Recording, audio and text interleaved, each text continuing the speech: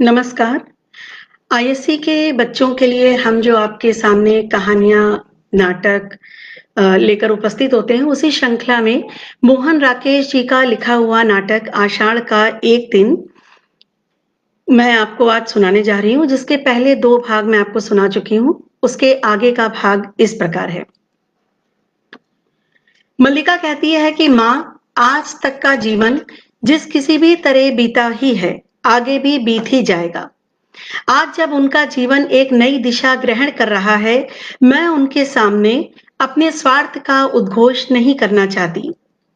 ड्योढ़ी के बाहर से मातुल के शब्द सुनाई देने लगते हैं। मातुल कहता है, अंबिका, अंबिका, घर में हो कि नहीं? अंबिका और मल्लिका ड्योढ़ी की ओर देखने लगती हैं। मातुल अस्त व्यस्त सा आता है। मातुल, हो, घर में ही हो? मैं आज सारे ग्राम में घोषणा करने जा रहा हूं कि मेरा इस कालिदास नामधारी जीव से कोई संबंध नहीं है। मल्लिका पूछती है, क्या हुआ आर्य मातुल? मातुल कहता है, मैंने इसे पाला पोसा बड़ा किया, क्या इस दिन के लिए कि क्या ये कुलद्रोही बने? मल्लिका सिमट कर बैठ जाती है और आश्चर्य के साथ मातुल को देखती है। मल्लिका कहती है, परंतु उन्हें तो सुना है राज्य की ओर से सम्मानित किया जा रहा है। उज्जैनी से कोई आचार्य आए हैं? मातुल कहता है, यही तो कह रहा हूं, उज्जैनी से बहुत बड़े आचार्य आए हैं। मल्लिका कहती है, परंतु आप तो कह रहे हैं। मातुल, मैं ठीक कह रहा हूं, आचार्य कल ही इसे अपने साथ उज्जैनी ले जाना चाहते हैं। मल्लिका, किंतु? मातुल, 2 रथवाह और 4 अश्वारोही उनके साथ हैं। मैं तुमसे नहीं कहता था अंबिका कि हमारे प्रपितामह के एक दौहित्र का पुत्र गुप्त राज्य की ओर से शपों से युद्ध कर चुका है। अंबिका कहती है, तुम अपने भागिनीय की बात कर रहे थे। मातुल, उसी की बात कर रहा हूं अंबिका। तुम समझो कि एक तरह से ये राज्य की ओर से हमारे वंश का सम्मान किया जा रहा है और ये वंशावतंस कहते हैं कि मुझे ये सम्मान नहीं चाहिए। मल्लिका सहसा उठकर खड़ी हो जाती है। मैं राजकीय सम्मान को मैं राजकीय सम्मान को माफ कीजिएगा, मल्लिका कहती है, वे राजकीय सम्मान को स्वीकार नहीं करना चाहते। मातुल कहता है, मेरी समझ में नहीं आता कि इसमें क्रय विक्रय की क्या बात है। सम्मान मिलता है, ग्रहण करो, नहीं कविता का मूल्य ही क्या है? मल्लिका कहती है, कविता का कुछ मूल्य है आर्य मातुल, तभी तो सम्मान का भी मूल्य है। मैं समझ सकती हूँ कि उनके हृदय में यह सम्मान कहाँ छुपता है। अंबिका कुछ सोचती सी अपने अंशुक को उंगलियों से मसलने लगती है। अंबिका कहती है, मैं तुम्हें विश्वास दिलाती हूँ मातुल कि वह उज्जैनी अवश्य जाएगा। मातुल उसी तरह से टहलता रहता है। मातुल कहता है, अवश्य जाएगा, पर वे लोग इसके अनुचर हैं जो अभी स्तुति करके इसे ले जाएंगे। अंबिका जवाब देती है, सम्मान प्राप्त होने पर सम्मान के प्रति प्रकट की गई उदासीनता व्यक्ति के महत्व को बढ़ा देती है। तुम्हें प्रसन्न होना चाहिए कि तुम्हारा भागिनेय लोक नीति में भी निष्णात है। मातुल सहसा रुक जाता है और कहता है, यह लोक नीति है तो मैं कहूंगा कि लोक नीति और मूर्ख नीति दोनों का एक ही अर्थ है। फिर टहलने लगता है। जो व्यक्ति कुछ देता है, धन हो या सम्मान हो या फिर अपना मन भी बदल सकता है, और मन बदल गया तो बदल गया, फिर रुक जाता है। तुम सोचो कि सम्मान रुष्ट भी तो हो सकते हैं कि एक साधारण कवि ने उनका सम्मान स्वीकार नहीं किया।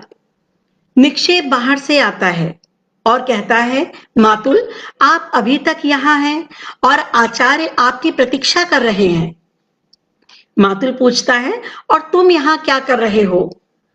मैंने तुमसे नहीं कहा था कि जब तक मैं लौट कर ना आ जाऊं तुम आचार्य के पास रहना? निक्षेप कहता है, परंतु ये भी तो कहा था कि आचार्य अगर विश्राम कर चुके तो तुरंत आपको सूचना दे दूं। मातुल, यह भी कहा था, किंतु वह भी तो कहा था। यह कहा तुम्हारी समझ में आ गया, वह नहीं आया। निक्षेप कहता है किंतु मातुल। मातुल कहता है किंतु मातुल क्या? मातुल मूर्ख है? बताओ, तुम मुझे क्या मूर्ख समझते हो? निक्षेप जवाब देता है नहीं मातुल। मातुल कहता है मैं मूर्ख नहीं तो निश्चित रूप से तुम मूर्ख हो। आचार्य ने क्या कहा है? निक्षेप कहता है उन्होंने कहा है कि वे आपके साथ इस सारे ग्राम प्रदेश में घूमना चाहते हैं। मातुल के मुख पर गर्व की रेखाएं व्यक्त होती हैं। जिस प्रदेश ने कालिदास की कविता को जन्म दिया है, मातुल के मुख की रेखाएं वितृष्णा की रेखाओं में बदल जाती हैं। मातुल कहता है कालिदास की कविता? फिर टहलने लगता है। न जाने इतने बड़े आचार्य को इसकी कविता में क्या विशेषता दिखाई देती है। रुककर अंबिका की ओर देखता है। इस व्यक्ति को सामान्य लोक व्यवहार तक का तो ज्ञान नहीं और तुम लोक नीति की बात कहती हो। आप एक हरिण शावक को गोदी में लिए घर की ओर आ रहे थे। सौभाग्यवश मैंने बाहरी देख लिया। मैंने प्रार्थना की कि कवि कुलगुरु, यह समय इस रूप में घर जाने का नहीं है। उज्जैनी से एक बहुत बड़े आचार्य आए हैं। आप ये सुनते ही लौट पड़े, जैसे रास्ते में सांप देख लिया हो। मल्लिका अंबिका के पास आसन पर बैठ जाती है। निक्षेप कंधे हिलाता है। मातुल टहलने लगता है। अंबिका कहती है मल्लिका, मातुल के लिए अंदर से आसन ला दो। मल्लिका उठने का उपक्रम करती है, किंतु मातुल उसे रोक देता है। मातुल कहता है नहीं, मुझे आसन नहीं चाहिए। आचार्य मेरी प्रतीक्षा कर रहे हैं। निक्षेप अंबिका की ओर देखकर मुस्कुराता है। मातुल कोने तक जाकर लौटता है। मैंने कहा कविवर्य, आचार्य आपको उज्जैनी ले जाने के लिए आए हैं। राज्य की ओर से आपका सम्मान होगा। सुनकर रुककर जलते अंगारे की सी दृष्टि से मुझे देखा। मैं राजकीय मुद्राओं से कृत होने के लिए नहीं हूं। ऐसे कहा जैसे राजकीय मुद्राएं आपके विरह में घुली जाती हों, और चल दिए। मेरे लिए धर्म संकट खड़ा हो गया कि अनुनय करता हुआ आपके पीछे पीछे जाऊं या अभ्यागतों को देखूं। अब इस निक्षेप से आचार्य के पास बैठने को कहकर आया था और वह धूरीहीन चक्र की तरह मेरे पीछे पीछे चला आया है। निक्षेप कहता है किंतु मातुल, मैं तो समाचार देने आया था कि मातुल, और मैं समाचार देने के लिए तुम्हें साधुवाद कहता हूं। बहुत अच्छा किया। अभ्यागत वहां बैठे हैं और आप समाचार देने यहां चले आए हैं। अब इतना कीजिए कि कविकुल शिरोमणि जहां भी हो उन्हें ढूंढ कर लाइए। बाहर की ओर चल देता है। मेरा कर्तव्य कहता है जैसे भी हो उसे आचार्य के सामने प्रस्तुत करूं, और मेरा मन कहता है कि उसे जहां देखूं वहीं से शिखान्यस्त हस्त मतलब चोटी हाथ में पकड़कर। निक्षेप कहता है मातुल का तीसरा नेत्र हर समय खुला रहता है। मल्लिका कहती है परंतु कालिदास इस समय है कहां? निक्षेप जवाब देता है कालिदास इस समय जगदम्बा के मंदिर में है। मल्लिका पूछती है आपने उन्हें देखा है? निक्षेप सिर हिलाता है। देखा है, परंतु आपने मातुल से नहीं कहा। निक्षेप कहता है मैं नहीं चाहता था कि मातुल इस समय वहां जाए। मल्लिका पूछती है क्यों? क्या आप भी नहीं चाहते कि कालिदास? निक्षेप जवाब देता है मैं चाहता हूं कि कालिदास उज्जैनी अवश्य जाएं, इसलिए मैंने मातुल का इस समय उनके पास जाना उचित नहीं समझा। मातुल को अपने मुख से उच्चरित शब्दों को सुनने में ऐसा रस प्राप्त होता है कि वे बोलते ही जाते हैं, परिस्थिति को समझना ही नहीं चाहते। कालिदास हट कर रहे हैं कि जब तक उज्जैनी से आए हुए अतिथि लौट नहीं जाते वे जगदम्बा के मंदिर में ही रहेंगे, घर नहीं जाएंगे। अंबिका कहती है कैसी विचक्षणता है? निक्षेप विचक्षणता? अंबिका जवाब देती है विचक्षणता ही तो है। निक्षेप पूछता है इसमें विचक्षणता का क्या है अंबिका? अंबिका तीखी दृष्टि से निक्षेप को देखती है। और कहती है, राज्य कवि का सम्मान करना चाहता है। कवि सम्मान के प्रति उदासीन, जगदम्बा के मंदिर में साधनारत है। राज्य के प्रतिनिधि मंदिर में जाकर कवि की अभ्यर्थना करते हैं। कवि धीरे धीरे आंखें खोलता है। इतना बड़ा नाटक खेलना विचक्षणता नहीं है। निक्षेप कहता है, कालिदास नाटक नहीं खेल रहे हैं अंबिका। मुझे विश्वास है कि उन्हें राजकीय सम्मान का मोह नहीं है। वे सचमुच इस पर्वत भूमि को छोड़कर नहीं जाना चाहते। अंबिका अपने स्थान से उठकर उस ओर जाती है जिधर बर्तन इत्यादि पड़े हैं। अंबिका, नहीं चाहता। एक थाली लाकर उसमें कुंभ से चावल निकालने लगती है। निक्षेप कहता है, मातुल का या किसी का भी आग्रह उनका हट नहीं छोड़ा सकता।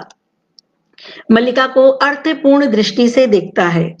मल्लिका की आंखें झुक जाती हैं। केवल एक व्यक्ति है जिसके अनुरोध से संभव है कि वे यह हट छोड़ दें। अंबिका निक्षेप की अर्थपूर्ण दृष्टि को और फिर मल्लिका को देखती है। अंबिका कहती है, हमारे घर में किसी को भी उसके हट छोड़ने या ना छोड़ने से कोई प्रयोजन नहीं है। थाली लिए हुए चूल्हे के निकट चली जाती है और उन दोनों की ओर पीठ किए हुए अपने को व्यस्त रखने का प्रयत्न करती है। निक्षेप कहता है, कालिदास अपनी भावुकता में ये भूल रहे हैं कि इस अवसर का तिरस्कार करके वे बहुत कुछ खो बैठेंगे। योग्यता 1/4 व्यक्तित्व का निर्माण करती है। शेष पूर्ति प्रतिष्ठा द्वारा होती है।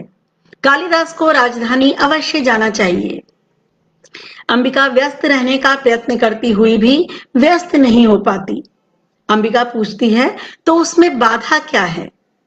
निक्षेप जवाब देता है, मैंने अनुभव किया है कि उनके हट के मूल में कहीं बहुत गहरी, मैं जानती हूं वह कटुता की रेखा कहां है।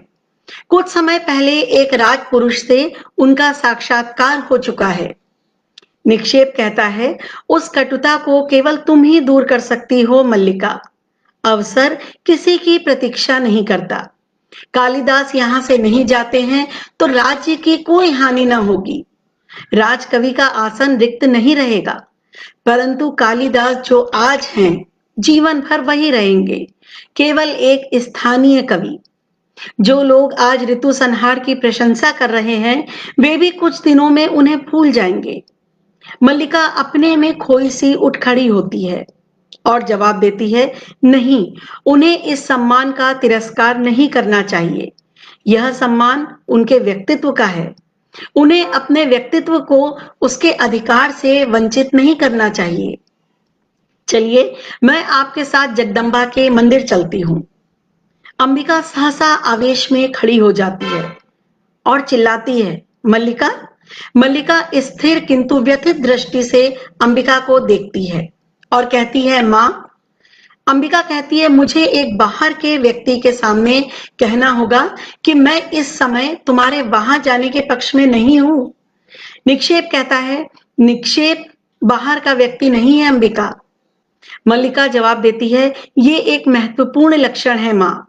मुझे इस समय अवश्य जाना चाहिए। आर्य निक्षेप, आप आइए। अंबिका की ओर बिना देखे चल देती है। अंबिका की आंखों में आहत क्रोध का भाव जागृत होता है और पराजय के भाव में बदल जाता है। निक्षेप अंबिका के इस बदलते हुए भाव को लक्षित करता क्षण भर खड़ा रहता है और कहता है, क्षमा चाहता हूं अंबिका। मल्लिका के पीछे पीछे चला जाता है।